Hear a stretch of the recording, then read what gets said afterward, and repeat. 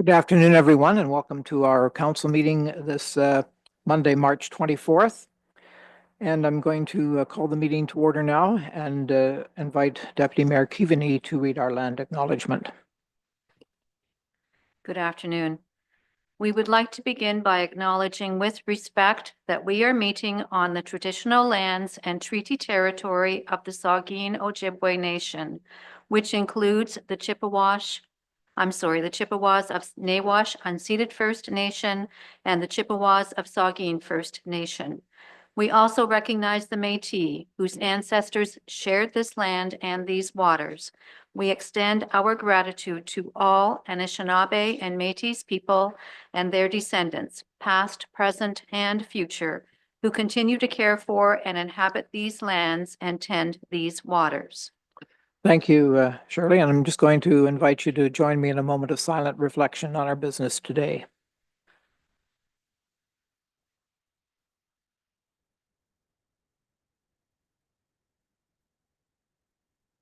Thank you. Is there any disclosure of pecuniary interest? Deputy Mayor? Thank you, Mayor Kentner.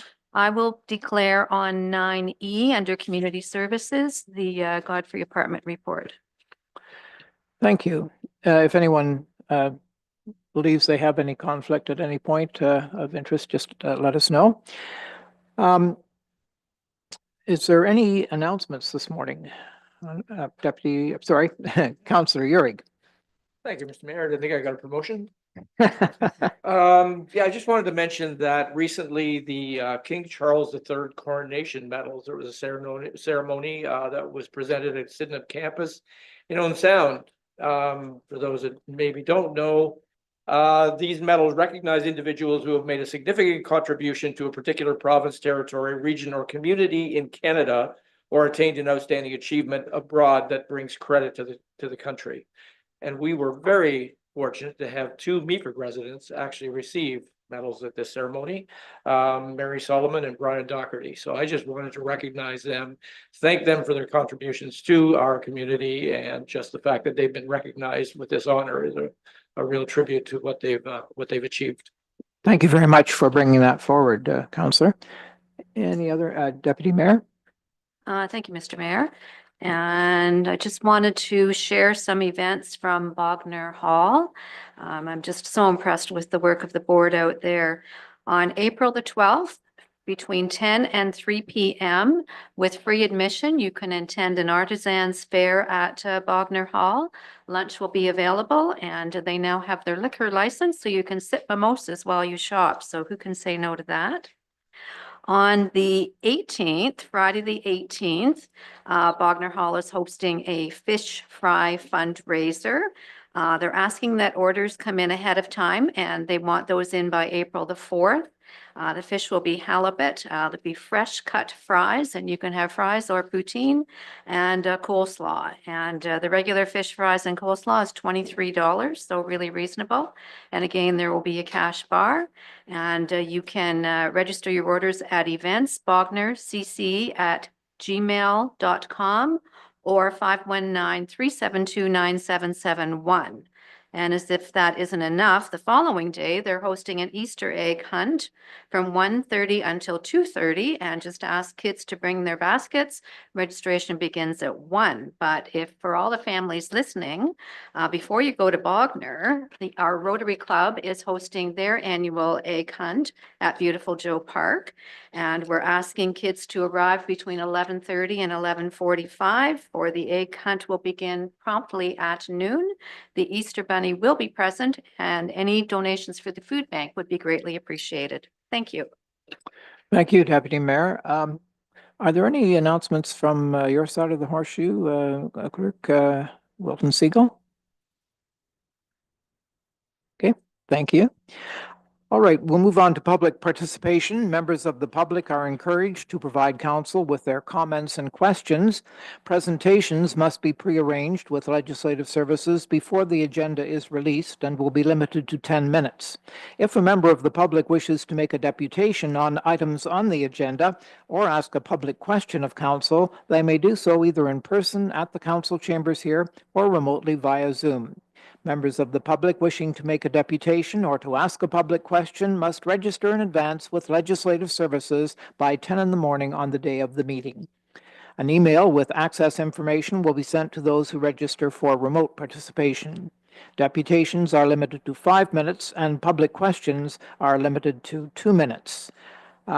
And also, the public can watch this meeting live via the Municipality of Meaford's YouTube channel, www.meaford.ca/YouTube. We have no presentations today, but we do have a deputation on an agenda item, and I'm going to call on Shannon Wallace to speak. And could we turn her microphone on, please? That would be great. Thank you. My name is Shannon Wallace. I am a lawyer at the Alliance Lawyers in Owen Sound, and we represent the Rotary Club of Meaford. We are here to address the removal of the municipality's first right of refusal for the purchase of the Godfrey Apartments. Over the years, Rotary has completed a number of renovations on the Godfrey Apartments and plans to complete further renovations in the future. In 2025, the club will replace at least 4 of the roofs of the building and are hoping to, through financing, to replace 2 more. The cost to replace 1 roof will be $29,775. With the municipality's right of refusal on title, the club will not be able to secure the required financing. As such, Rotary's primary focus is the removal of the municipality's right of refusal, and the club is appreciative of the report to council addressing this issue. The club is concerned, however, that the proposed amendment, which states that the net proceeds of the sale of the lands are to be split between the Rotary Club and the Hospital Foundation, does not allow the Rotary Club to recoup the costs of the renovations they have completed and plan to complete in the future, or the associated increase in the value of the property. The 2013 amendment to the right of refusal, which is cited in the recent report to council, states that the amount to be divided between Rotary and the Hospital Foundation in the event of a sale would be the appraised value of the lands prior to any refurbishing, which accounts for any increase in the value of as a result of Rotary's work on the property. This wording was removed from the proposed amendment. The club is concerned that, as drafted, the amendment proposed in the recent report to council does not account for the improvements that Rotary has made to the property. Thank you. Thank you very much, Shannon. And moving on, public questions. I'd like to welcome Michael Ashmore. Thank you, Mr. Mayor. I have a question concerning the community benefit agreement. Now, last April, this council authorized the review of all TCE items by Ainley and Strategy Corp. I have not seen a report from these people on this community benefits agreement. I'm just wondering what has happened to it. Secondly, second question is, the community benefit agreement seems to calculate the benefit based upon land. Now, as far as I'm aware, if this applies to TCE, and I'm not 100% sure it does, are they not leasing land, and thus the value for calculation purposes would be nil, and therefore no benefit, the minimum benefit for TCE in this case would be 0. I'm a little concerned about that. We're talking about a $10 billion cost expected over the expected spending period of 10 years to 2035. Apparently, it's not starting till 2027. 2025 could be $1 billion. You could scale it in $1 billion a year. So you go up to $10 billion over 10 years.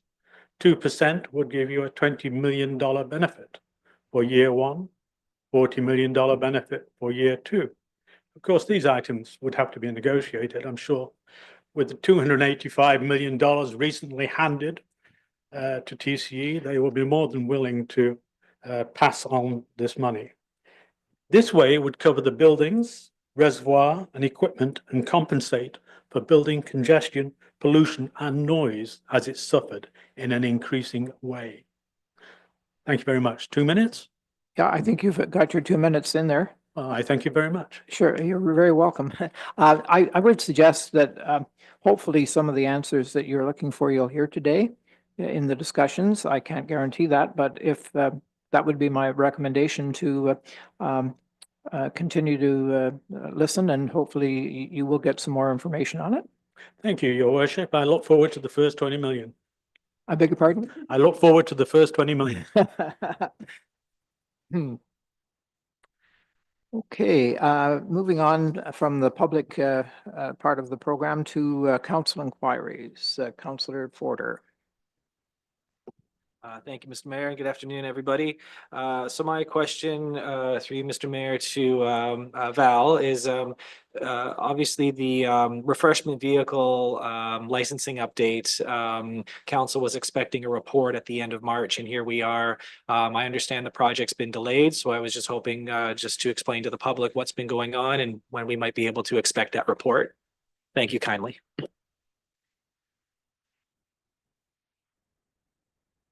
Through you, Mayor Kentner, to Councillor Forder. We have like I indicated, we have a number of projects that we're working on. That one, we hope to have to you for the April 7th meeting.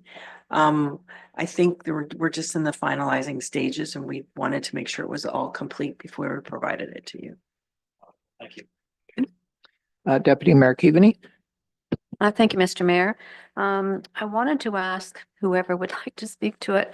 And we did talk about this during our budget discussion, the dredging of our harbor and recognizing that our waters are really low, almost down to the state that they were in 2012 and 2013 when we were talking about naturalizing the West Harbor.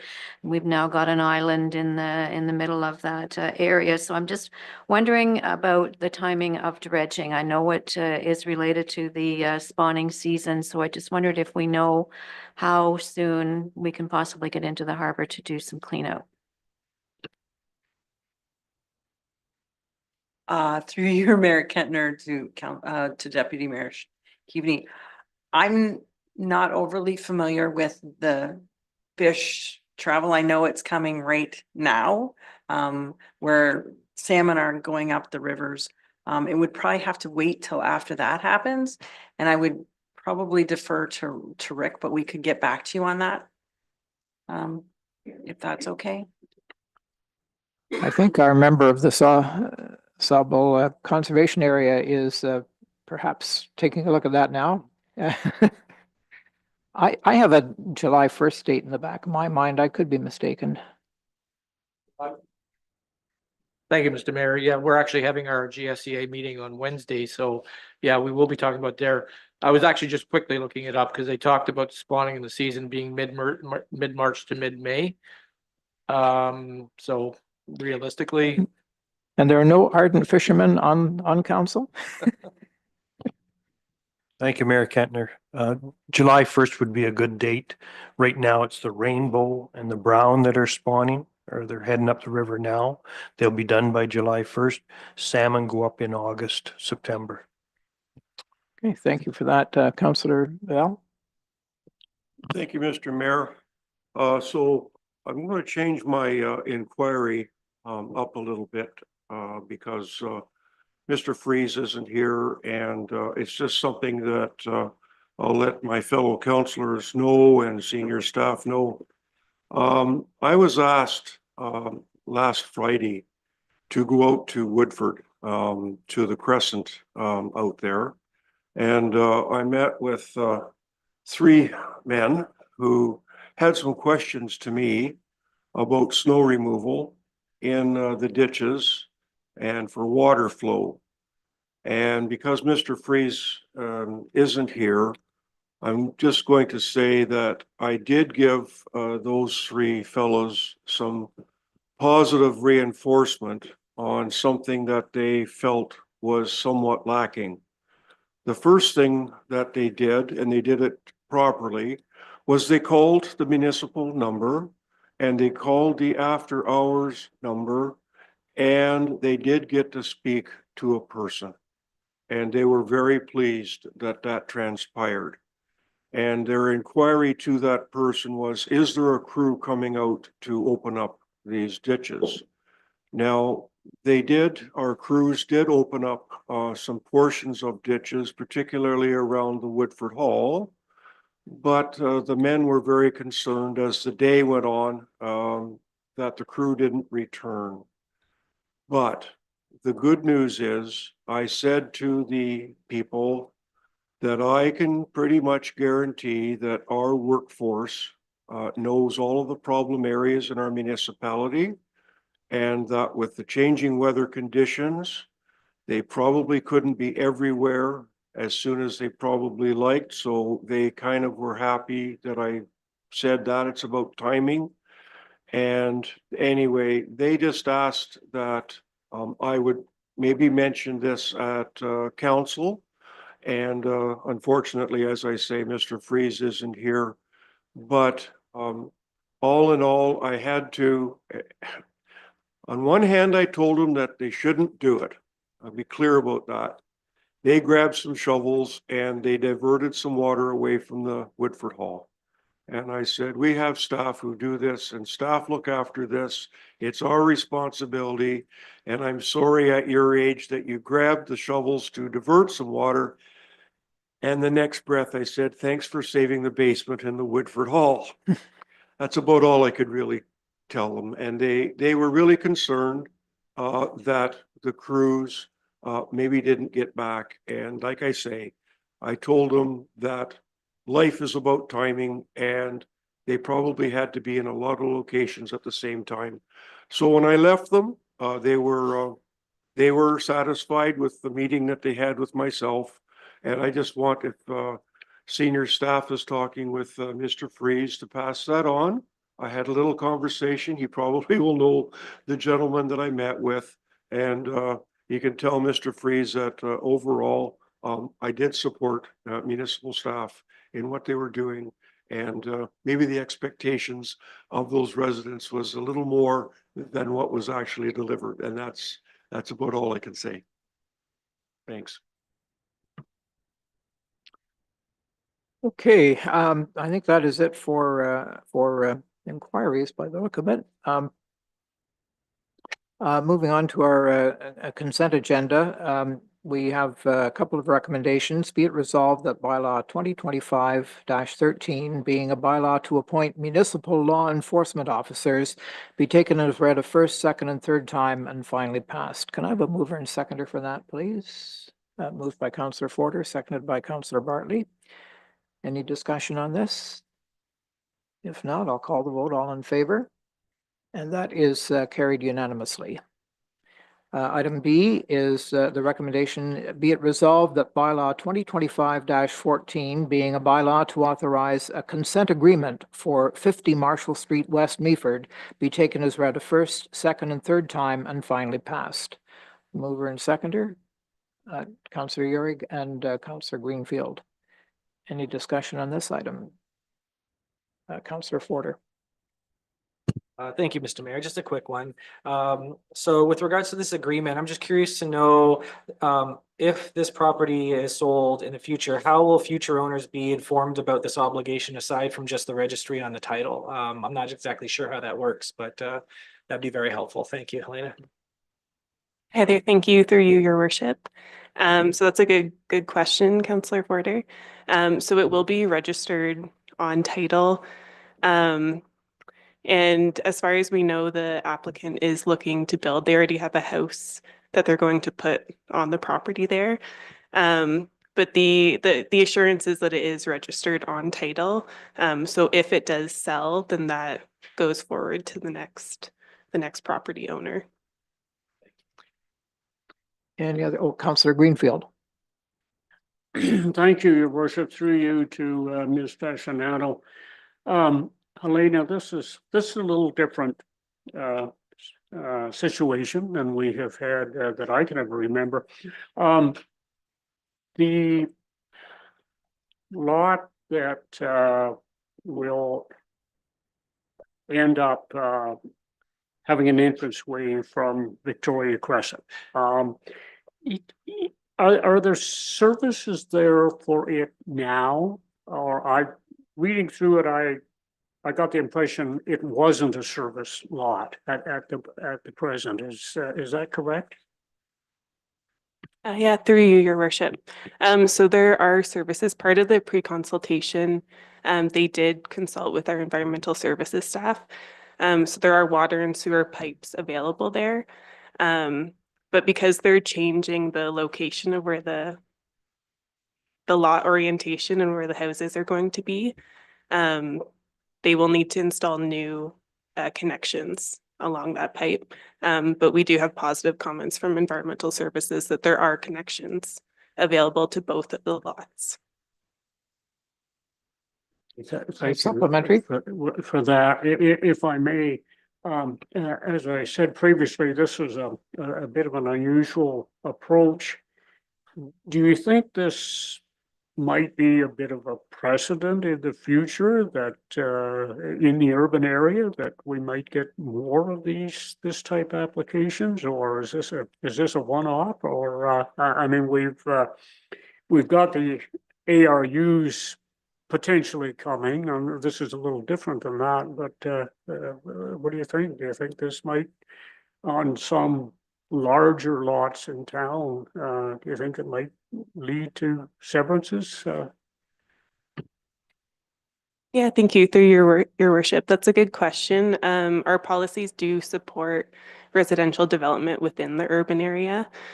We haven't seen many severances just due to the existing topography of the lands. But if they can make it work, if it works with the zoning bylaw compliance and they can provide servicing, then our policies do promote this type of development in the urban area. Any other questions? I'll call the vote then. All in favor? And that's carried unanimously. Thank you very much. And the third item, the recommendation is that Council of the Municipality of Meaford approve a temporary pause plan program for 2025 to provide time for staff to bring recommended improvements to the program. A mover and seconder, Councillor Forder and Councillor Bell. Discussion on this one, Deputy Mayor. Thank you, Mr. Mayor, and I do support the request here in the report. I'm just curious to know, we've made quite a few changes to the CIP over the years, and the last amendment we made was to be inclusive of the entire municipality, rural areas as well as urban. So I'm just wondering if staff feel that would still be the direction to include opportunities for rural businesses to apply for a CIP application.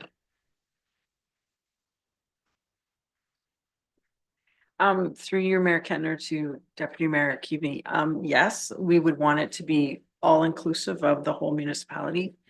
It's just, we need some time because we found when we're reviewing applications and reviewing how things are applied for, we just want to make it clear, and even the application itself needs a little work.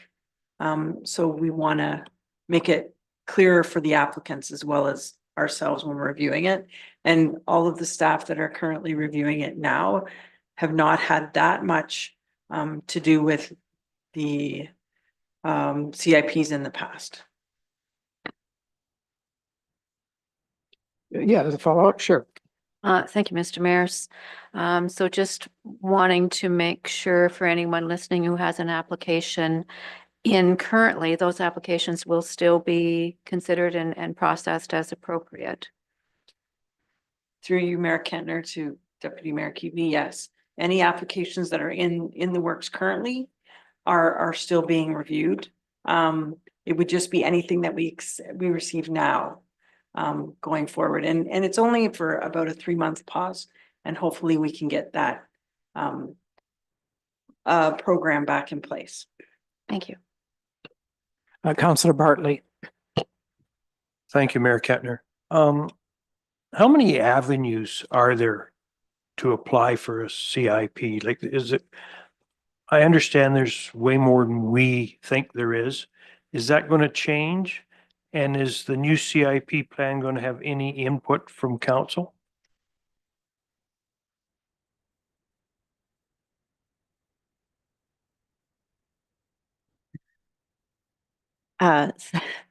Through you, Mr. Mayor. So I first don't have an exact answer of how many avenues. There's a number of, more than we can count, almost at least 7 or 8 different programs under the CIP that one can apply for.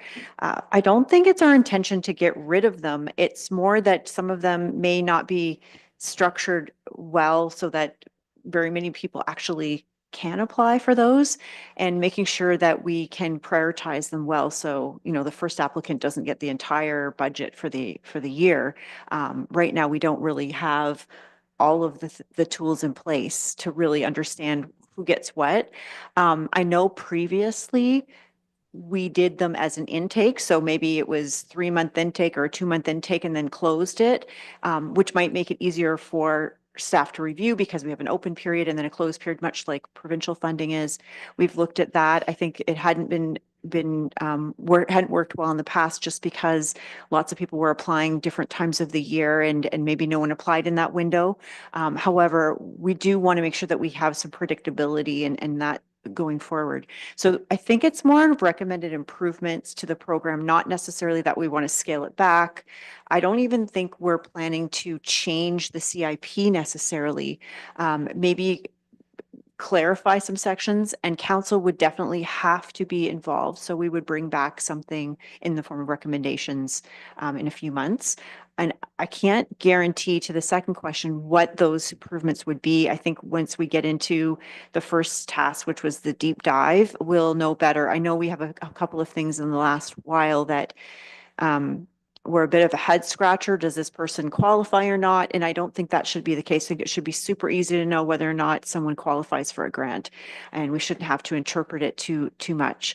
So I think it's the clarity and making it easy for both sides. So for the applicants or even just people interested to tell, am I eligible for this grant? And then also for ourselves to make it easy for people to administer. So if we have staff brand new coming in to administer this program, they can just jump in and read the plan and start administering it without a struggle for them to get up to speed, if that makes sense. So it's more for clarity. It's not necessarily that we want to throw the program out and start over or anything like that.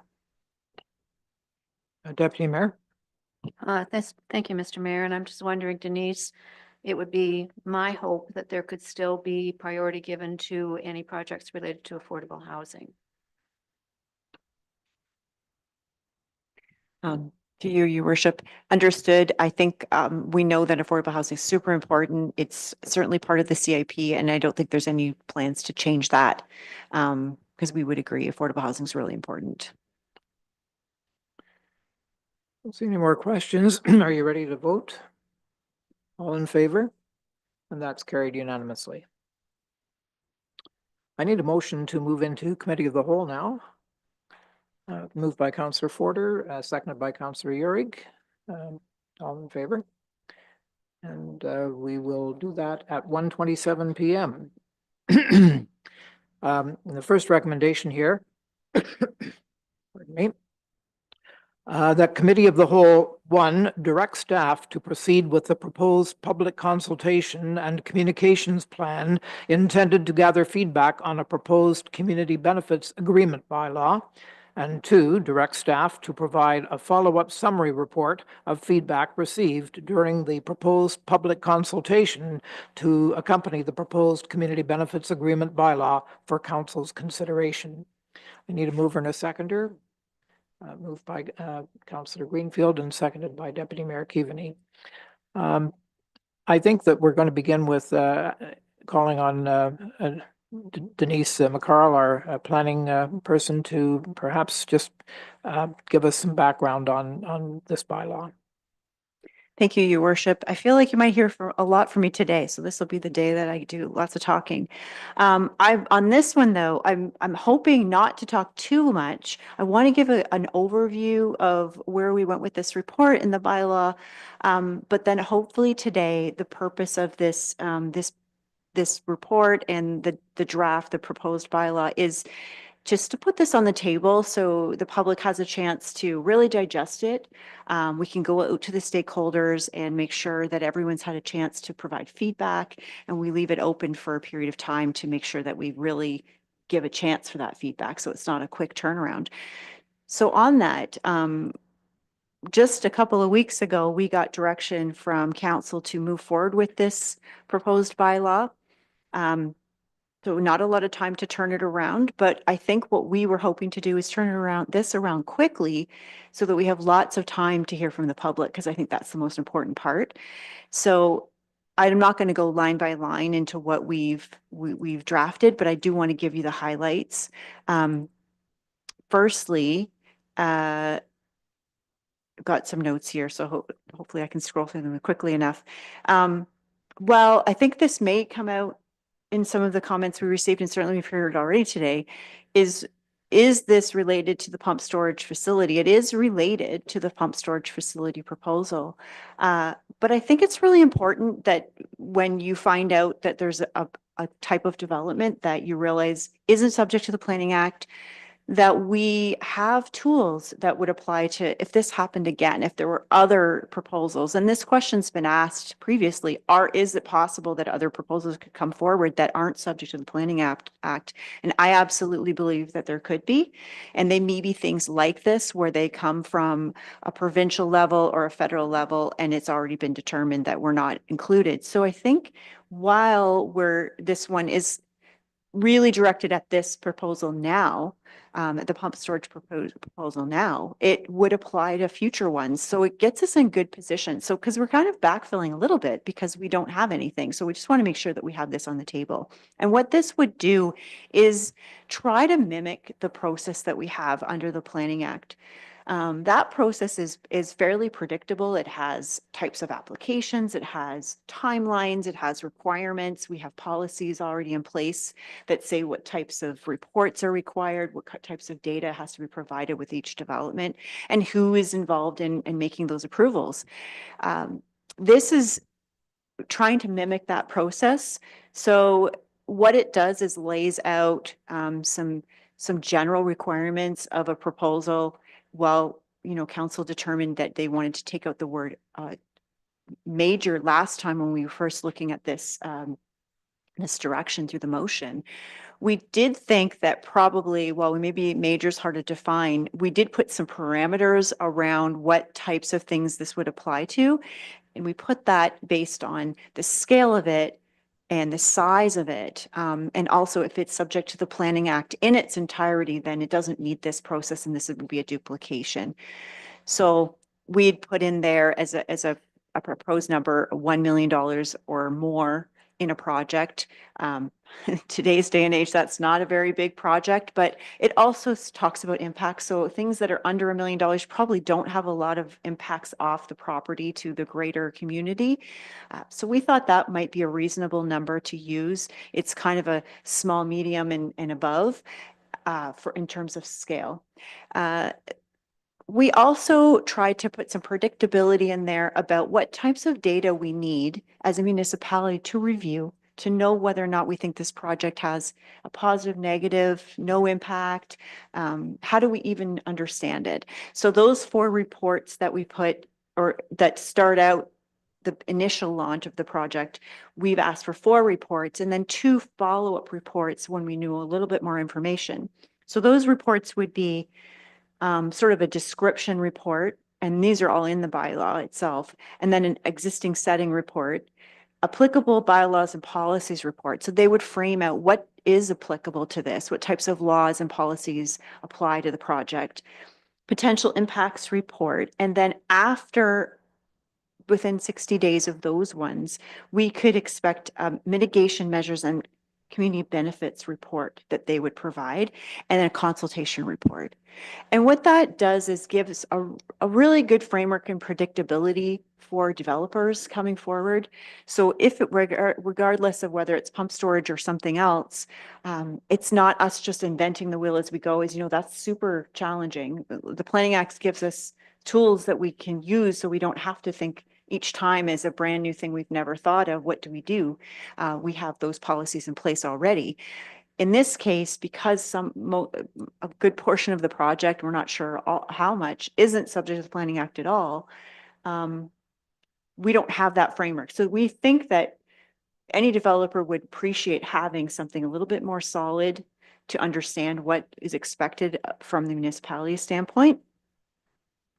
And then going through, I think our plan was that we table this report as quickly as possible, which we've done, get a proposed bylaw out there, and then we want to really work through the consultation.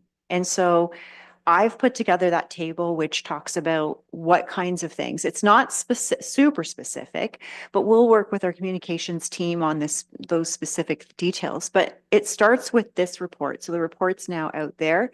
Folks can read it, be part of it, look at it. It also includes a dedicated email address. And the reason for that is so that people don't have to scramble to figure it out, and that with someone on the other end will be able to funnel all this information in the feedback we receive to a commenting matrix that we'll create and we'll bring back to you on the 28th of April so that you can really understand what we received. We'll theme those comments just like we do with planning. So we're going to run it through a similar process we would with planning, where we create a commenting matrix. If we get a comment about one thing and we see it 5 times or 100 times, that's one theme that's really important. And we will make sure that we provide a little bit more on that theme. So the theme will come in, we'll theme it, and then have some comments back on how this is addressing those things. And we'll probably have some tweaks to the bylaw. And then posting to the municipal website so people have a central place to go to look at where everything is. They don't have to try to find this agenda. We'll have that there. And a good example of things that we can do to make it like really user-friendly would be, and I got this from Margaret this morning, was to create an FAQ.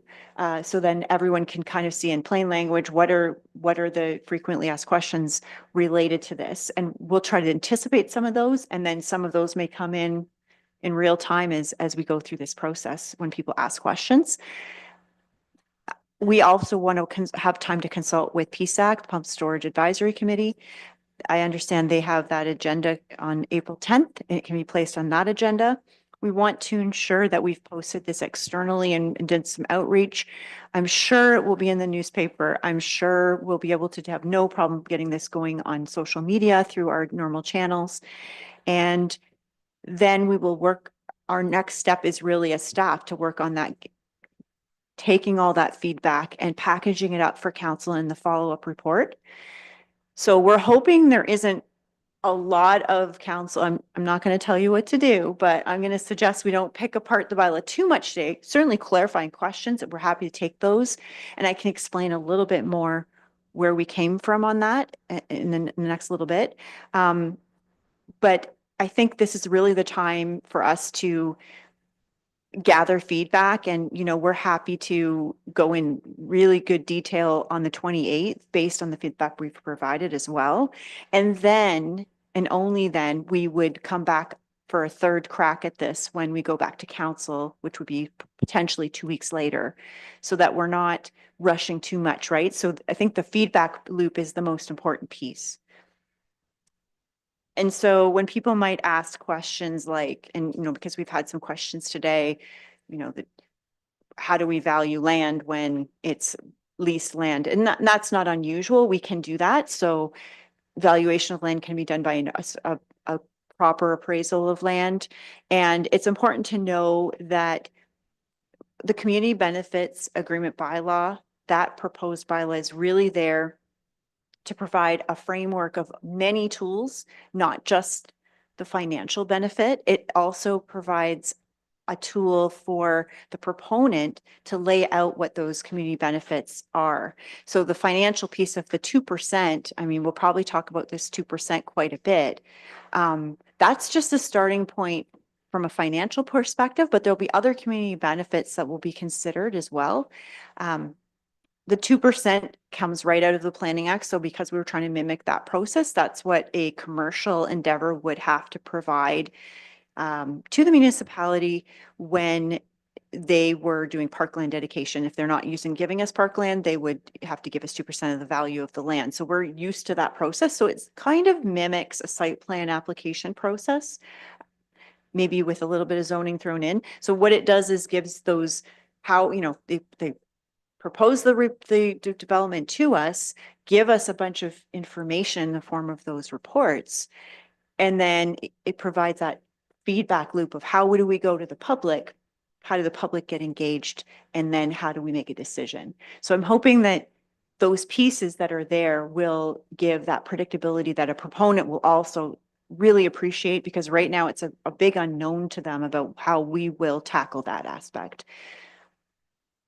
That's most of what I wanted to cover, because I think a lot of what I want over the next month is to hear from the public and certainly from council. And so hopefully you don't have to hear from me too much more on this one now, but I'm happy to answer any specific questions about the sections of the bylaw. We structured it, like I said, very much to follow a process that a planning act type application would have to go through.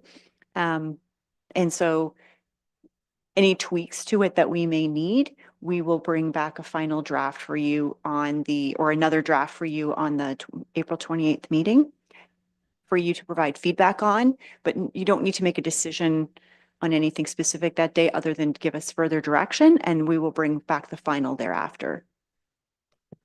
Thank you very much, Denise. Appreciate that. I'm going to start with Councillor Yorick. Thank you, Mr. Mayor, and thanks, Denise, and I agree with 90% of what you said. I don't have a problem with it, and we don't want to parse it too much. I do have one question, and when the original motion came around, we did make the amendment to remove the word major specifically for that. So under application in 3.1 and sort of 3.2, you did say in there that you did put in the estimated cost of less than $1 million. Point 3, it says, is within a class of private developments listed by the municipalities exempt from this bylaw because it is small in scale, minor in its scale of impacts, or both. And to me, that kind of covered off the $1 million anyway. The reason I bring that up is TCE is not a question because that's obviously a $1 billion project. A federal agency can build a macro cell tower for about $150,000. That could have an impact on, we know all the things that circle around a 5G tower. So, I mean, putting a level of $1 million on it concerns me a little bit, because a $950,000 project under the Ontario Act is no longer a large project, but it's still a heady project. Federal projects come in much less than that for telecommunications potentially, and if we put that baseline of $1 million, then we would not technically under the bylaw really have the scope to kind of manage that. Whereas that third point literally gives us a point to say, hey, it's not large scale, it's not, but it is impactful. So we should kind of look at that from a regulatory perspective. So I'm just a little concerned about the $1 million even needing to be in there when you've got the following clause that really dictates what you want to set, where you want to set the bar on a case-by-case point. Go ahead, Denise. Thank you, Your Worship. Through you, I don't disagree. I think that's good feedback. It's something that we can certainly take down and consider as part of this next little consultation process, and even just discuss when we're going through our next chat on what we think the next steps are. Those are the kinds of things that we certainly expect to see in the next few weeks. Questions on those types of sections about the scale, and telecommunications is the only one I can think of right now that would be also similar in the sense that we have to be, I don't want to say we have to be a willing host per se, but we do need to provide a statement of support when we get through the end of the process of consultation for a telecommunications tower. And they would definitely be lots of them that are under that scale. So whether we need to just tweak that a bit, so it's something that we'll look at. But I acknowledge that there could be others that we find out in the future that are also other types of projects. And that's why I'm really glad that we're doing this at this time, so that we can get some clarity for those ones too. I've been looking for hands. I think I saw Tony's hand first. Sorry. Oh, thanks, Mr. Mayor. I'm not going to have a whole lot to say today, but there has been a couple of things that have been mentioned today in the general public, and I do have a question on what has been put before council. We had a guest speaker earlier today, and the guest speaker said that the land would be leased by TC Energy. And just a few minutes ago, our senior planner, Denise, you said leasing of these lands. Is it being publicly stated for real that TC Energy is going to be leasing land from the Department of National Defense? Because that to me is also a key point of information. I've had conversations, coffee chats. I never asked them, so I can't confirm that. But today we've had a guest speaker and we've had our head planner also make comment on the leasing of these lands. So if that can't be answered, that's okay. But if you can. Thank you, Your Worship. So I don't know whether or not they'll be leasing the lands, and maybe they don't know yet. I mean, they may have been contemplating that. For me, it won't make a difference because the area of the land is what matters, not whether or not they lease it or whether it's purchased. Because of assumingly it's one of those two. But if it's the question that we're wondering that information, that is something that we'd have to know before we went through this whole process, right? So it would probably be included in one of the reports that they were. So for example, if council passes a bylaw like this and one of the reports asks for the general basic information about what this development is, it should include that. And then that way we'll know, because I think the point the Councilor Bell's making is that there's a lot of unknowns. And so I think that's exactly, if we don't know all the parameters around what this project could be, and that should be included in one of the reports that the bylaw spells out so that we really understand what this project is. And you think of the examples of development projects that we have that go through the Planning Act. Normally, there's those predictable reports, the project's this, it's on this area. Usually we have a presentation on it, we can ask questions, and then we go new to the next level of more detail. So I think either way, that statement in the bylaw works the same, but definitely something that we would want to know as part of this, one of the reports. I don't believe your mayor knows the answer to that question. That's fine, but I have a. Yep, if I even may. if, So along with Yep. that then, on page 37 of our report, and I know Denise, you kind of said you didn't really want, not to limit council from asking, kind of specifics, but I think when I asked the question after hearing comment on page 37, pretty typical of, staff, they put together a terminology when it says municipality, what does that mean, and so on. The very last one, just before it goes into the purpose, it says in italics the word territory. And I think they need to have an understanding of sort of the background on the heaviness. And I'm going to call it kind of the heaviness of where this came from. Territory means the lands and resources within the municipality boundary of the municipality in accordance with the Territorial Division Act, SO 2002, Chapter 17, Schedule E, Ontario Reg 180/03, including lands covered by water. So that is terminology that is in our report. So then when we go to page 45, which is why I asked about the leasing, and it says, Denise, you've mentioned this, following the review, municipal staff going to prepare a final report. But the last line, it talks about the paragraph that talks about the 2%. If council approves a community benefits agreement, the proponent will also be required to pay a benefit amount equal to what is required by the Planning Act where it applies. This amount is presently minimum of 2%, and Denise, you were clear on that as a starting point, of the value of the land that is subject to the proposal as a valuation date. That's why I asked the question about leasing, and that's why I read the terminology of territory, lands under. I take it that that has got to be defined by probably lawyers. Would I be right?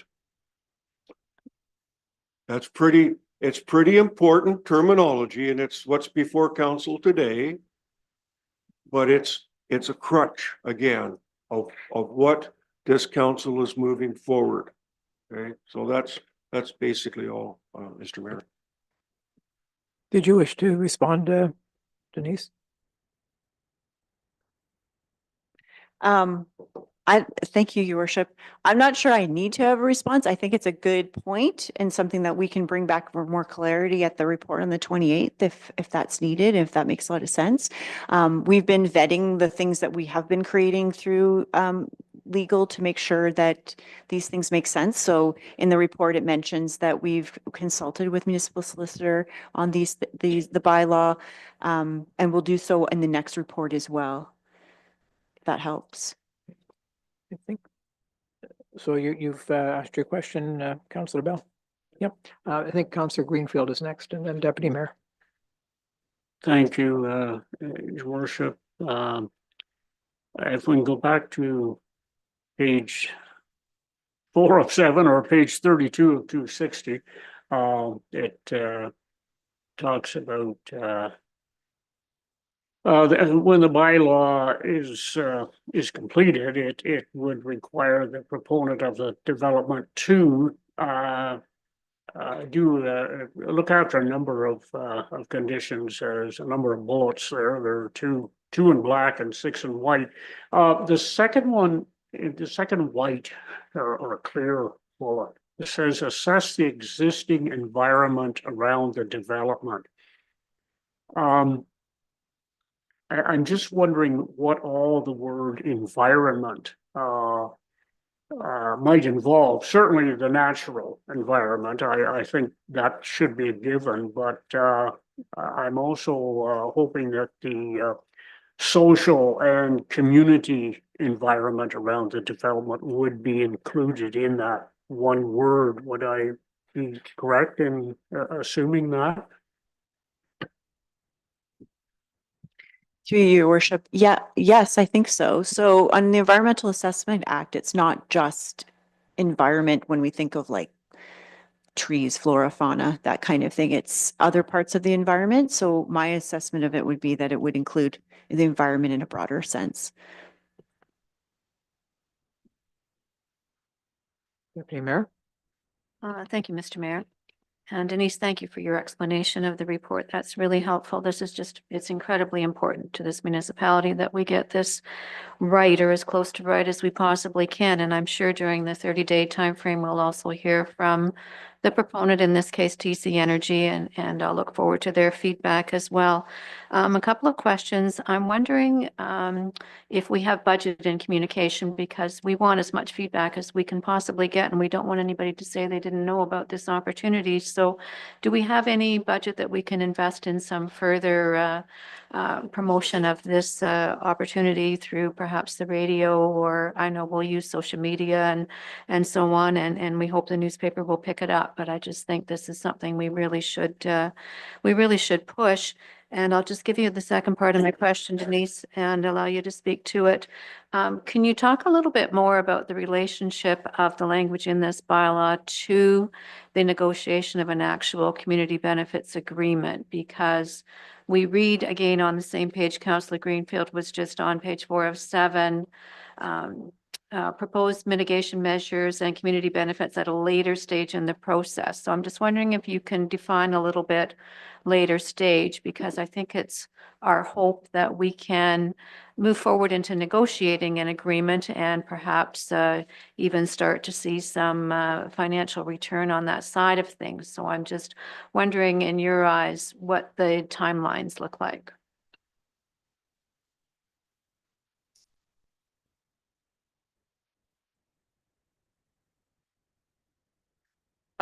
Through you, Mayor Kentner, to Deputy Mayor Cuney, the budget we'll try and find monies to put towards advertising this more thoroughly. I don't think, because it's a bylaw that's not necessarily just for the one proponent, we would probably have to do it through our own, I believe. But we can look to see where we can find that funding. Counselor, Ben, sorry. Thanks again, Mr. Mayor. So, I agree that getting, feedback is very crucial to this. I see the community liaison officer sitting in the crowd. And I think I can put these words out that they have always opened their door looking for comment. They run ads in the local newspaper, talk to us, tell us. So, I mean, they have expressed an absolute willingness to listen to people, what they would like to see. The only thing I would, just want to say that way down the road, when we get, more defined, I believe that, we will really need to have a professional negotiator. We're going to have to do that. It's way above my pay scale. It just is. But when we get to something of this magnitude, I think we need to hire, someone. Ultimately, when we get through a lot of this, in between stuff, which is important, that we, this council considers having a hired professional negotiator, to work through these things that people will tell us about. And on another note, it was mentioned about the PSAC, having a meeting. Is it on the 10th, I heard? I look forward to really hearing, what they can determine from what, is before us today. Very important. Thank you. Counselor Greenfield? Your worship.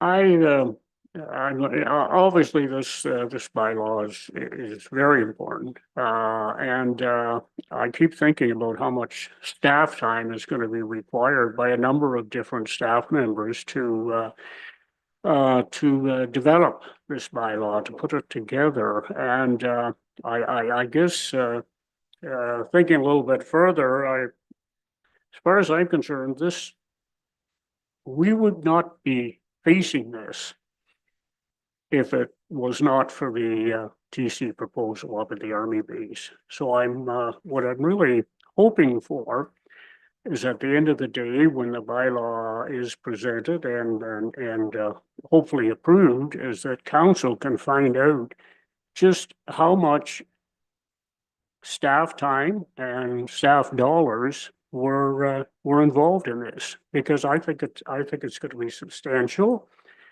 And as I said, I think this is a TC. There is a TC reason for all this needing to happen, and I'd like to know the dollar figure of it. That's I hope council can learn that. Thank you. Other questions? I'm just going to maybe make a point. I'm sure that everybody saw a letter to the editor in the most recent edition of the Meaford Independent. And I believe the thesis of the letter was that it's impossible for a small municipality to go head to head with a large corporation. That's what this is all about. This is giving us the tools to move forward. And I just want our electorate to know that your council is moving in the direction of taking care of business here. So, are you ready to vote on this? All in favor? And that is carried, I want to say 6-1. Thank you. Moving on. We have a recommendation that Council of the Whole recommend Council of the Municipality of Meaford approve application zoning 01-2020 and pass a bylaw to amend zoning bylaw 60-2009 of the Municipality of Meaford to permit a mixed-use development consisting of 6 commercial units and 20 residential units for lands known as 337 Sykes Street, Meaford. Mover and a seconder. Councillor Greenfield and Deputy Mayor Keaveney. Discussion on this? Deputy Mayor? Thank you, Mr. Mayor, and I'll just start by saying it's nice to see this project going forward. We've seen this on the books, so to speak, for quite a few years. And my question, and this did come up in discussions when we first addressed this project, was walkability, thinking of the location of this on a very busy highway and recognizing that there's a grocery store and a school nearby that people may wish to walk to. What is the possibility of getting a sidewalk, or don't know that a trail works, but what can we do about the pedestrian traffic that would be a safe solution in relation to this project? Thank you, through you, your worship. That's a very, very good question. Because it is the highway commercial area, it has been more of a car oriented, but when you bring in these accessory apartment uses, you'll have residents living there. Walkability is a huge factor, a significant factor. And it's something that we will bring back further. We'll look at it further with internal staff about potentially adding a sidewalk on that side of the Syke Street South, and connecting along St. Vincent. Just thinking, there are 2-bedroom apartment units proposed here. There could be families with children who would walk to school. Tim Hortons, McDonald's, everything is there. And we do know that, kids at lunch like to walk by there as well. So it is a significant factor. It's something we have discussed internally, and we will go back further and see what options we have to provide more walkability to the site. If I could just follow up on the Deputy Mayor's question, specifically, there has been in the past access from Gray Avenue and St. Vincent Street to the buildings in this parcel, and there is no access shown there. In other words, all traffic will be funneled through that busy intersection at the junction of County Road 7 and St. Vincent Street, and further down, further south on, or north, I should say, on Sykes. But from Gray Avenue and St. Vincent, there's no direct access, and there's evidence that that pedestrians do, cut through there and make their way, the most convenient way they see. And I think that has been an issue in the past, and I don't see it addressed at this point where we're approving it, so. Yeah, thank you, through you, your worship. So that is something that we can take back and look at further. I think it is having this in a 2-part step is beneficial, to bring it to the committee of the whole, and then we can take it back and discuss with staff and see what possibilities, what we can do in working with the applicant, because that is a very good point, that there is that footpath that you see behind the Tim Hortons.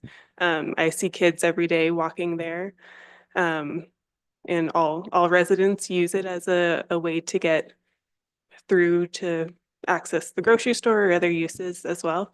So yeah, again, it's just something that we'll have to take back further and look at. I think safety is the first consideration there, and I think we're excited that we will get some more apartment units in Meaford, because we desperately need more accommodation of that type, and more commercial development, because we are talking quite a bit in Meaford about uptown, because there is quite a group of commercial establishments there, and we need to, I think, promote that better than we have in the past. But anyway, I appreciate the answer to that very much. Other questions? Councillor Greenfield? Thank you, Your Worship. It's a very interesting proposal. I'm thinking if it does go forward, the site plan agreement is going to be a challenge. Certainly both of the entranceways, entrance/exit proposed are, I think, going to need some work done on them. I'm I'm very pleased that the word apartments is in the proposal, and I sincerely hope that apartments are what does occur there. Helena, the only question I've got, I can't see any place on here where a dumpster might be positioned. I know there's a couple of lots, but they're not quite dumpsters, and I'm thinking for a restaurant proposal plus all these living accommodations, there's gonna be demands for maybe a couple of dumpsters. And the lot is pretty crowded as it's showing, so certainly I hope we take that into consideration before this is finalized. Absolutely, through you, your worship. So at that detailed design stage, at the site plan approval stage, they will need to demonstrate garbage containers, where they're going to be located. There's certain areas where they can put them on the site. Snow removal as well is a big thing, site lighting. So we will really be looking at that at the site plan approval stage. Deputy Mayor? Thank you, Mr. Mayor. Helena, another question. Looking at the restaurant being on the, I'm going to call it the far side of the highway, the one-way stretch that comes along the back of the units, is that going to be wide enough, and is that turn going to be adequate for a large trailer such as would deliver to a restaurant to get through and around and be able to, you know, park at the back there to offload? I know it talked in the report about that being appropriate for small delivery vehicles, but restaurants receive large delivery trucks. So I just wanted to make sure that there was room there for that delivery truck to get around, so it doesn't have to come across the front and cause a traffic jam. Yeah, thank you, through your worship. So Transportation Services did review, as well as your engineering team, and they do meet the engineering standards that are required, in the loading space. But that's something that we can take back. We will have another internal review team discussion on this. And that's what we can bring that up, and when it comes back to council, we can address that. One more question. Sure. Thank you, Mr. Mayor, and I'm sorry, Helena, I have another question as well. I'm wondering about signage. You're going to have a number of commercial units here, so they're going to want some sort of, you know, pole signage at the highway, and where might that go, and what might the restrictions be in relation to a sign of that nature? Yeah, through you, your worship, that is a good question. So it would likely be what they have for Breakfast Central and the businesses now. I'm not sure what it would look like at this point, whether they would need to encroach in the municipal boulevard at all. But that's something that we can definitely review as well. But apologies, I don't have an answer at this time. They have to meet the sign bylaw.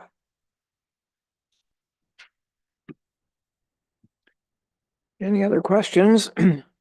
Seeing none, I'm going to call the question. All in favor? And that is approved unanimously. Thank you.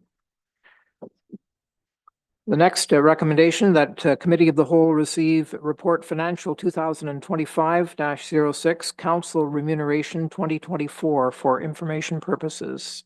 Mover and a seconder, Councillor Forder and Councillor Bartley.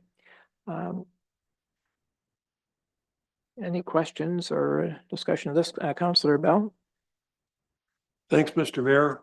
So I'll be careful how I put this because I'm going to be talking about myself. And it's on the taxable life insurance column. I think I need to go in and visit with somebody who's doing that, as there are other members of council who are of the same vintage as myself who pay nothing for life insurance. And I don't think that if something happened to me, I would be able to qualify. So I think I need to go in, because there's no sense in paying for something that this particular counselor probably would not have access to. So I'll do that. Okay?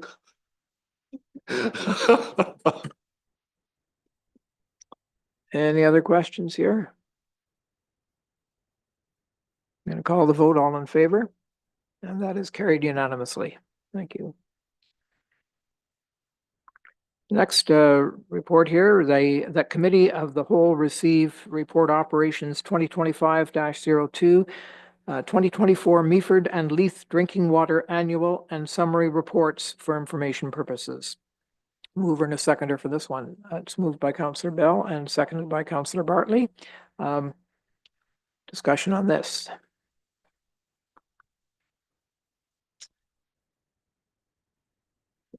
Councillor Forder. Yes, thank you, Mr. Mayor. And through you, really appreciate this report. My question is, I understand we don't test for forever chemicals, the PFAS. I just wanted to know if this is something that the municipality should ever test for, or do other municipalities test for them? I did a bunch of research and just talking about how forever chemicals are becoming more common in water sources, and they can obviously make their way through municipal drinking water systems as if they're not tested. So my concern is the liability of a municipality if something like this were to ever happen and we are unaware. How does, obviously staff has obviously thought of these kinds of things. I just like to get some comment to see where staff is coming from with regards to the risks and the potential liability that we face as a corporation if this were to ever be a problem. And one of the concerns, of course, is the military base, and forever chemicals are used often for putting out fires and extinguishing things. And we have many, many decades of using these forever chemicals, and that is obviously right by Georgian Bay. So that's a concern for me as well. So just to get your comments on that, please. For you, Mr. Mayor, I don't have a lot to say. We get our direction from the Public Health and the Ministry of Environment. And during the fire a few years ago, PFAS was something that we had all heard for the first time, until it was determined that our fire department does not use those chemicals in their foam. So then the ministry felt that there was no need. Georgian Bay is tested for all sorts of things by the public health as well. Like, we don't do bay samples. So other than that, we just kind of wait for a direction. However, it is definitely a thing being talked about within the municipalities around us. And again, if it was something that maybe we look at doing annually to get a idea of what it is. However, I don't even know what the fees will look like. Our lab just started analyzing it, so they have said they can now do it, because that was going to be the other issue during the fire, is we were going to have to send it somewhere where it was going to take 6 weeks to get the results back, so it was going to cost a fortune. But we can look into it. I don't know if we'll have the money to do it this year, but we could potentially look at doing it for starting in 2026. Councillor Yuri. Thank you, Mr. Mayor. Just a quick question on page 179 of the report. It just shows the usage in Leith. Just a curiosity question. 2015 amount billed was like 2 million, 07. And it's literally gone down every year. I know there was a fire the one year that it had a little bit of spike back up. And I'm just wondering why today very few things go down in usage. They tend to go up. And I'm just wondering why that has steadily decreased to the point it's the lowest it's been in 10 years. For you, Mr. Mayor, I don't know. I assume because prices have gone up, people are using less. There's also, I know over in Leith especially, a lot of people take advantage of the rainwater and everything for watering. So the infrastructure they use to water their gardens and stuff isn't coming from the drinking water mains. There's still a few of them also that have shore wells set up to do that kind of stuff as well. So I think more and more they talk to each other, they figure out these tactics. Deputy Mayor. Thank you, Mr. Mayor. While we have you, Emily, I wonder if I may ask, The number I usually think in my head is that we're using about 10% of the capacity at the water plant. Is that still accurate or has that changed? Through you, Mr. Mayor, I think I put it in the report. Last year, the average daily flow was about 5% of our capacity at the water plant. Which begs the question, well, how can we be in such good shape on potable water and such terrible shape on wastewater? In terms of, you know, You want me to the answer? the capacity, in terms of the capacity of the plants. I mean, they were the water plant on the bay was built. I remember it well because I worked with a construction crew on it in 1961, so or 1960. It definitely has served us extremely well, and people don't realize that a lot of the costs involved in our water. The cost of like our potable water is basically the fact that it is, we're constantly upgrading that plant because it was built so long ago. But it just doesn't seem to, it begs the question, why did we not put more capacity into our sewage treatment plant? Through you, our water plant capacity is much bigger. In a day, we can take in 26,848 cubic meters, and we're putting through roughly 1,800 to 2,000 cubic meters. So if you know anybody that wants some water, No, I think. honestly, we would prefer to treat more. It's harder on the system to not have as much going through. We're constantly cleaning filters.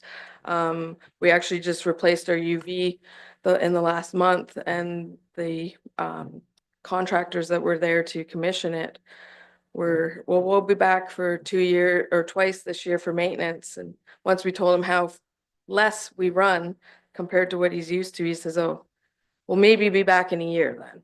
So we're doing everything kind of half, and we could probably even do less, but things would break down so often. Councillor Greenfield. Thanks, Emily. Thank you, Your Worship, and thanks for your question. That's interesting.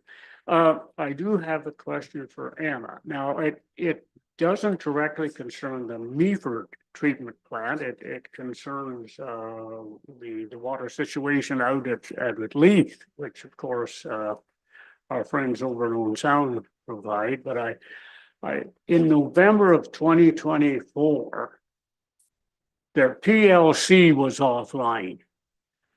And that has to do with the chlorine. No, not. All right. Well, tell me what happens when your PLC goes offline? Can you help me on that?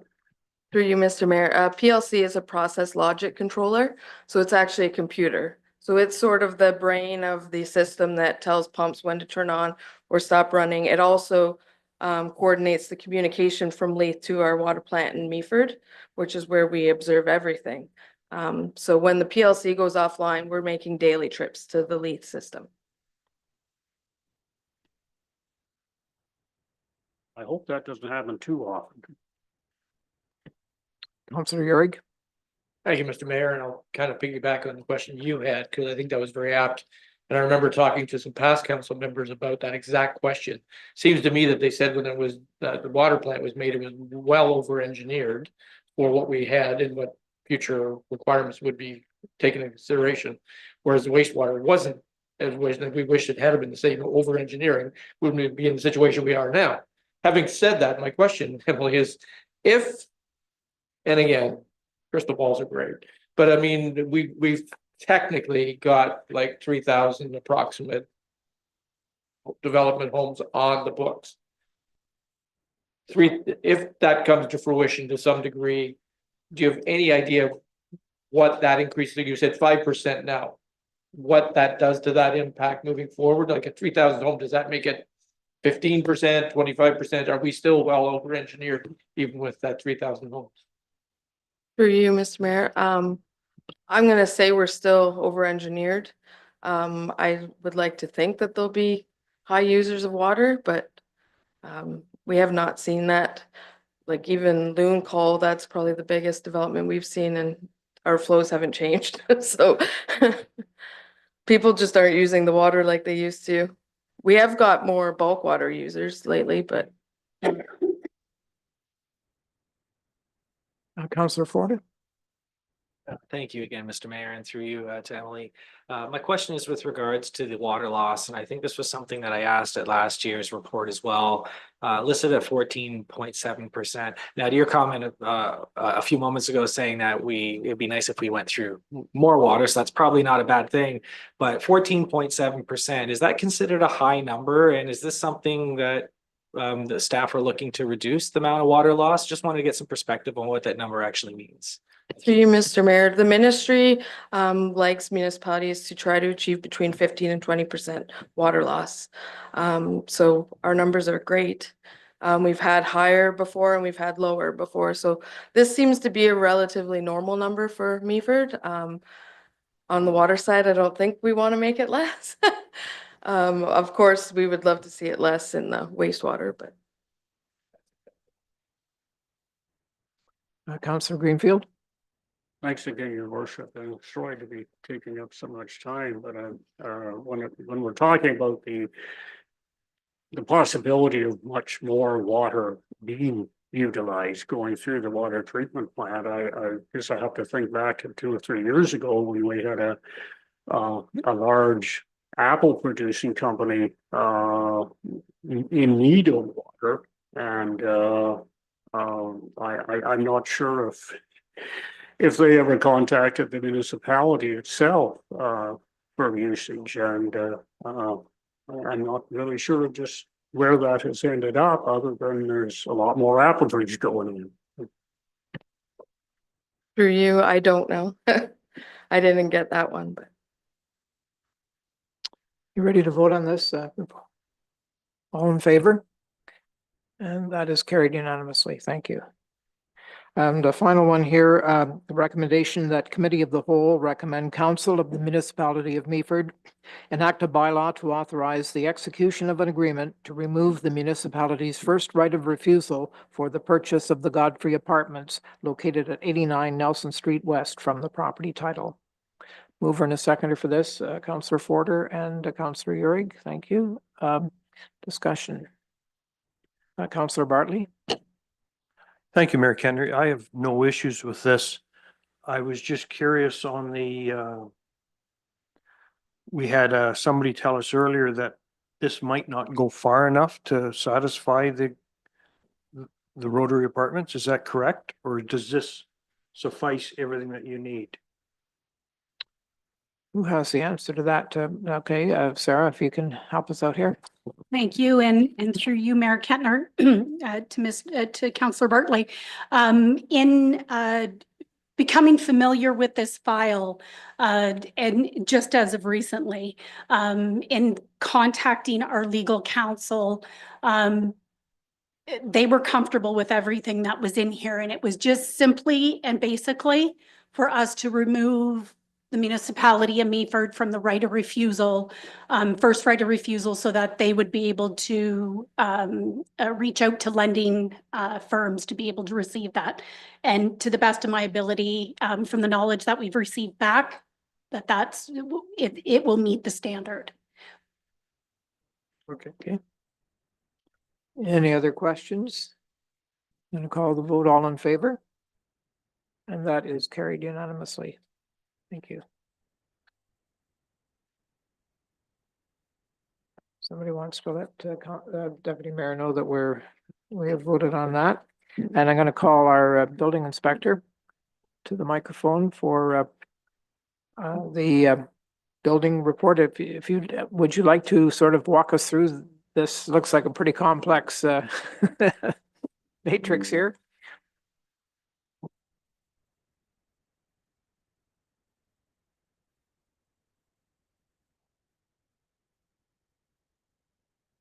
Mr. Toby. Thank you. Through you, Mr. Mayor. This report was a lot of hard work done through Holly behind us, Jackson Penner and Ben Stagg. They worked on trying to come up with this.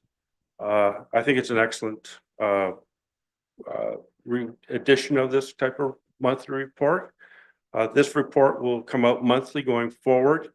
And on the 6th month, we'll have a slight change to kind of show how the months are progressing, how construction is progressing at the 6-month mark. And then at the year, we'll have a rendition of this report, which will be the year-end report. That's a little clearer. One of the neat things about this report is that while most of the information comes through cloud permit to populate this information, the key summaries and site insights are done through AI. ChatGPT kind of actually is one of the programs we use to kind of populate that information. So it's new to me. It's new to you. So it's just kind of, it's very, I find it interesting. The breakdowns are, we have a lot of breakdowns here, graphs, charts, and I'll just leave it at that if you guys have some more questions. As a rule, Councillor Greenfield, you've been the interpreter of this report. You have a long reputation for having proudly announced our success in new construction over a long period of time. This is going to give you a little bit of a challenge, I would think. I'd be pleased to comment upon it. First of all, thanks to Mr. Toby for bringing this to us.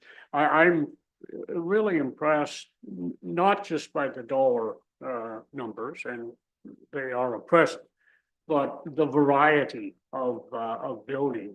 We've got residential, we've got accessory structures, we've got agricultural, we've commercial. It's a good variety, and I think that's a good, healthy sign for building and for the local economy. So I know 25 permits in the first 2 months, and when you consider the weather, which does have an effect on building and construction, so I think it's a really positive start for the year. Thanks, Councillor. And any other comments or questions for Toby? And go ahead. Through you, Mr. Mayor, just to reaffirm, last year we had about $86 million worth of construction overall. And this year we're kind of peaking a little ahead of last year's pace for the first 2 months. We also have 3 significant projects that we're working through plans review right now. SkyDev is coming to the end of its legs, where we'll be sometime in the near future being able to hopefully issue the permit for that. Johnny B's and then Collingwood Street are all projects that are hopefully being able to get through site plan in the next little while. Those projects on their own would equal about $95 million just on their own. So this year, even if construction, keeps up pace or maybe falls a little bit of pace, just because we have such big projects coming through, it will really skew this year's number if all of those do take place.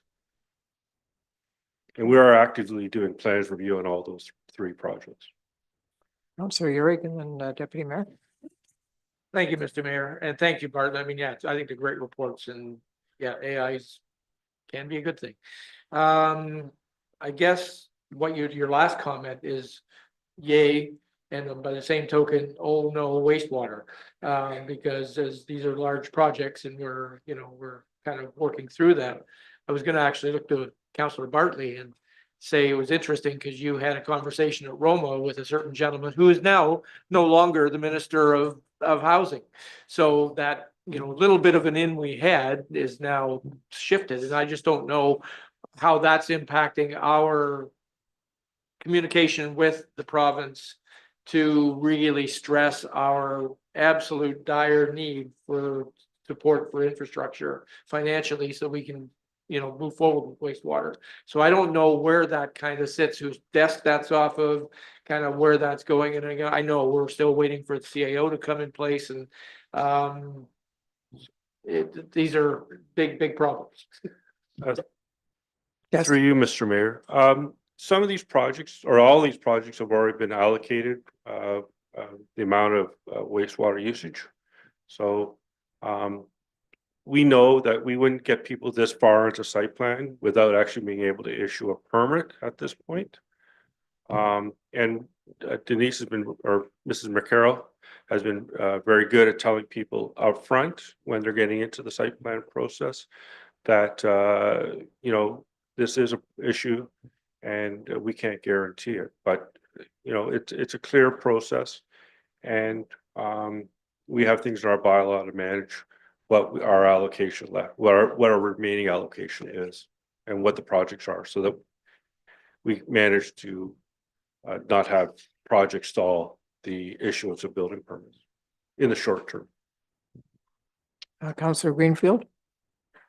Thanks, Your Worship. Well, just a comment, the deputy mayor and myself are planning on blasting off on Sunday for the Good Roads conference, and I think I can vouch for the deputy mayor that if either of us or both of us can corral somebody from infrastructure down at that conference, we will certainly remind them of our need for the rebuild at the sewage treatment plant. Great. Deputy Mayor. Thank you, Mr. Mayor, and Mr. Toby, I just wanted to thank you again for these reports. It's really great to see these back and all the information.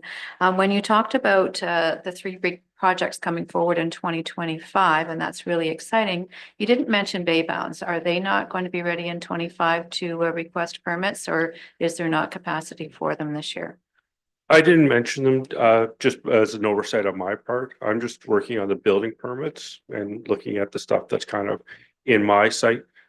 Individual smaller projects like houses and that, of course, we're getting a lot of that. We're seeing that a lot of other developments where we're getting a lot of townhouses and those type of projects. Bay bounds is one of those. We'll get permits from them for sure, but I haven't kind of just, you know, on a subdivision, we might get a lot of different stuff. Councillor Bartley. Thank you, Mayor Kentner. Just to answer your inquiry, Councillor York, I'm waiting for the CAO to get involved. Hopefully I can get involved with the rest of staff. We have to have a really good bunch of material to take down. I'm not looking for a meeting during AMO or Good Roads or anything like that. I'm looking for a private meeting. We do have a local resident that's now our MPP that I would lean on also. Minister Calandra has moved on, but I would get him involved. I'm looking forward to something big happening, and I hope I can be involved in it. And so do we. Thank you very much. Really exciting to see not just good numbers, but a great, report that, once we get used to it, will tell us an awful lot. So thank you. Well, thank you, and thank you, and through you, Mr. Mayor, staff worked hard on coming up with a solution that was something we wouldn't be proud to give you. Thank you. Now updates from members appointed to county council and committees and local boards. And I'm going to start with Deputy Mayor Keaveney and her report on Grey County Council. Thank you, Mr. Mayor. County Council last met on March the 13th with Deputy Warden Brian Milne taking the chair. And he began the meeting with the video by Jeff Douglas. And a lot of us have probably seen that, the I Am Canadian, which is really inspiring. And it certainly got us motivated for a rousing O Canada after the video. Dr. Eyre was present to give the Board of Health minutes, and he spoke about measles in Grey County. Although it's quite a major concern across Ontario and beyond, there's only been one case so far, which was contained. Paramedic service awards were presented, recognizing exemplary service for paramedics in Grey County who've been active for at least 20 years. Councillor Ian Body, Mayor of Owen Sound, brought a short motion, which was unanimously adopted, so I'll just read it. That staff be directed to bring a report back containing the terms of reference for establishing a joint municipal services ad hoc committee to look at shared approaches to address challenges that municipalities in Grey County encounter. So similar to what we're looking at in terms of shared planning services, to direct staff to look at other opportunities. At county, we've got a new format now for sharing information from advisory committees. Prior to this, they were just listed in the consent agenda, and somebody could pull them if they wanted to, but now they are part of the committee of the whole, so that they are actually in the agenda for discussion, and staff speak to them, and then members of council have opportunity to comment on them. So I think that is going to work really well. There was an interesting presentation delivered by Shane McKenna on behalf of Switch Energy. And what he does is operate a recycling service for agricultural bale wrap. So this is a problem, and we know that farmers are sometimes burning the wrap, or they're taking it to the dump, and there's got to be a better way of managing that. So staff are working on how they might move forward with this particular initiative. One of the reports, which perhaps the mayor would like to speak to, was the Community Services Committee. They'd met on March the 6th.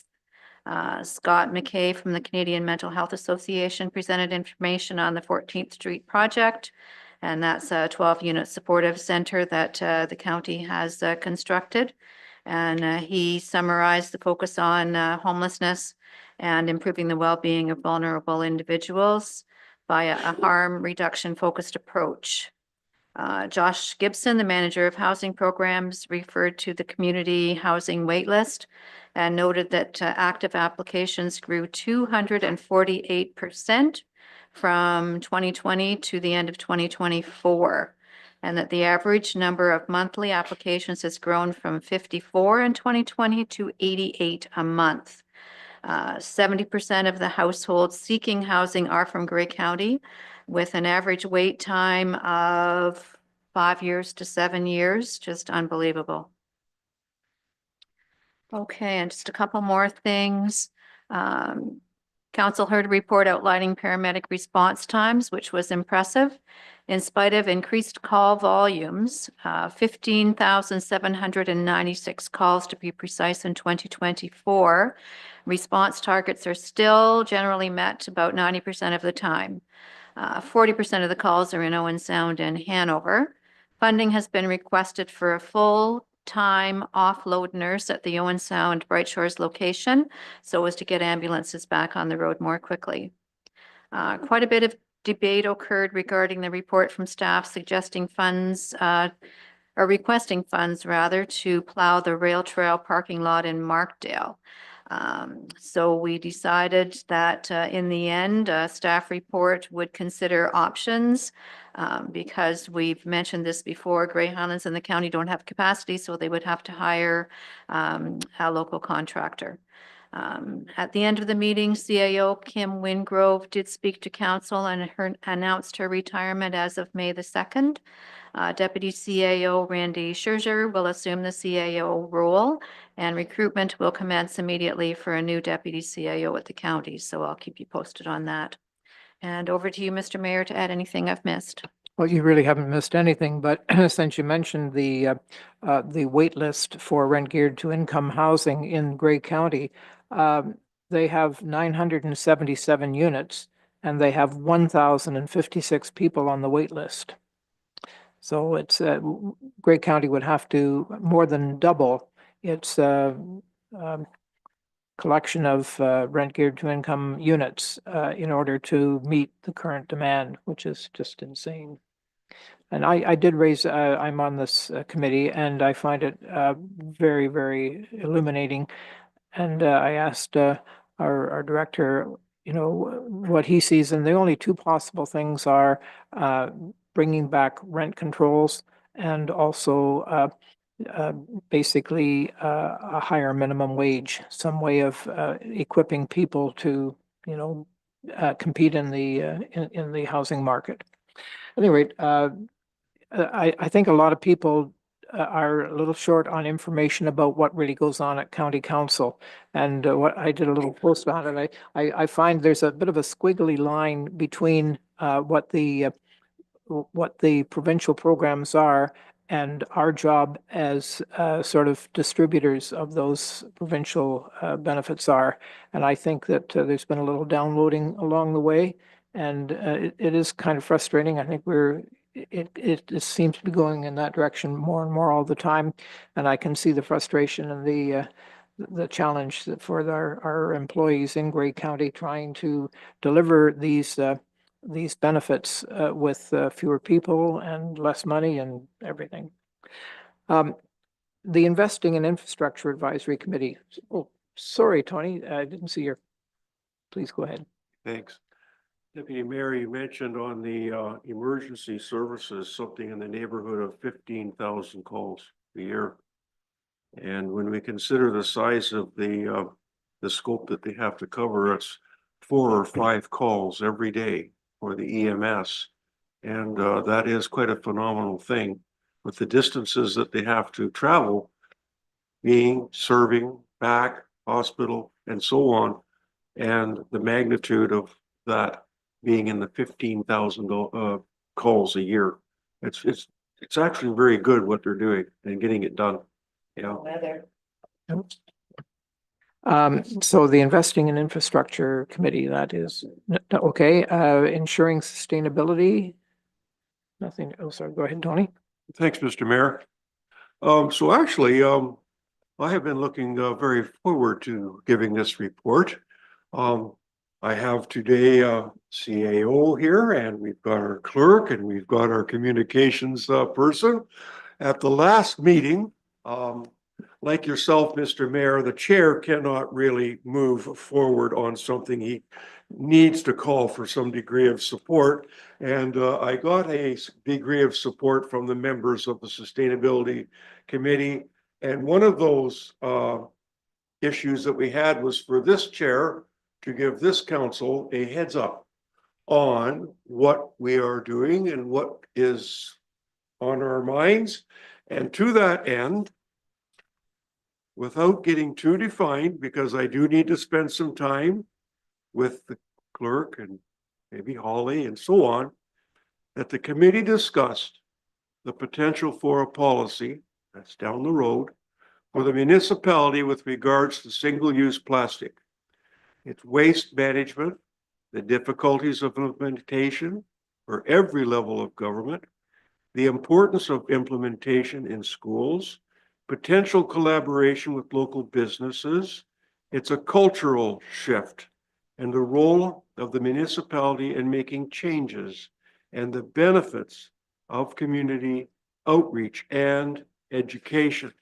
To that end, one of the members said, we need to have an understanding of where we are now.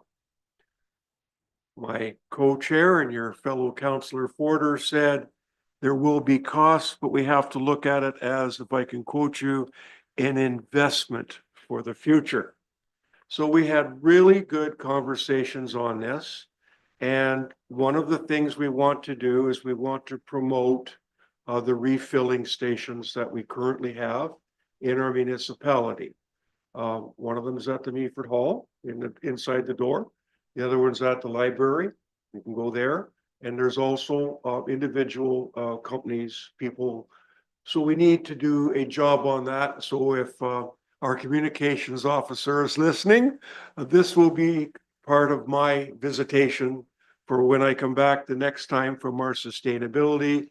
Maybe I'll be able to have something more meaty for this council to consider to move forward with. So that is my heads up to council, Mr. Co-Chair.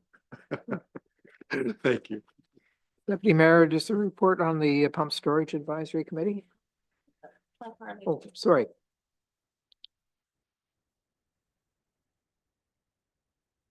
I really didn't have a report prepared, and I apologize for that.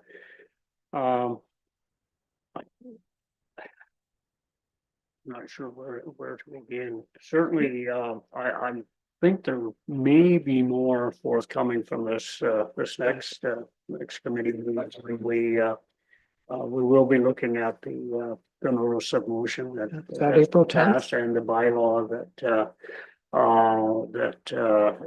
we talked about today. I think that's, I better say. If you'd like, Mr. Mayor, I'll just quickly add that we reviewed the CanSEER report.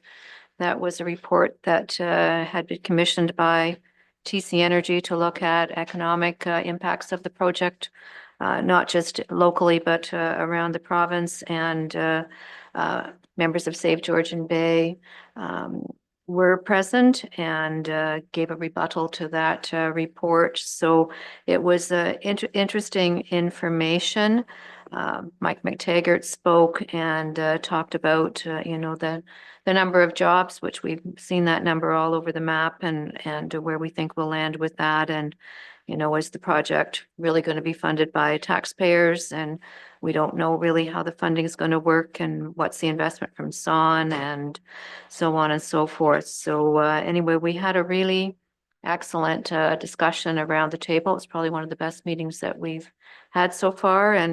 And we, like the committee, Sustainability Committee, talked about some potential motions that may come forward to council. So yeah, you're going to start to hear a lot more from PSAC. I think we're starting to get into the meat of things now. So it's good. And Councillor Urick, the Economic Advisory Committee? Yes, thank you, Mr. Mayor. Yeah, the Growing Our Economy Committee meeting, we met on March 19th.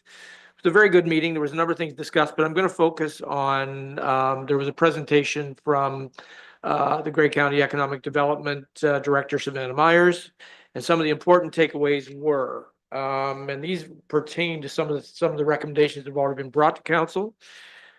Said the council has already agreed to proceed with 3 important GOE committee recommendations. It was asked how they should be prioritized. Savannah advised that A, the community visioning exercise should be the top priority, as it is vital to establish the long-term goals of our community. 2, the business retention and expansion initiative is the second priority, and it's a 3-step process. First, the first step could be initiated immediately and could be completed over a 6-month period by internal staff with possible assistance from the Meaford Chamber of Commerce using existing provincial and county templates. Secondly, in concert with the BR&E, a business mix analysis also needs to be done, and again, could be completed by internal staff. And then thirdly, the final implementation phase would require consultant input after the completion of the visioning exercise. So that means that there's obviously a number of processes there. So Savannah suggested that these processes are essential for long-term planning and growth, and posited that the timeline for the overall ECDEV strategy could be anywhere from 1.5 to 3 years, 3 to 5 years, depending on staff resources. The timing is vital, as it would enable Meaford to be prepared for the potential business growth that'll result from either the TCE project if it carries forward or the Bruce Power expansion project.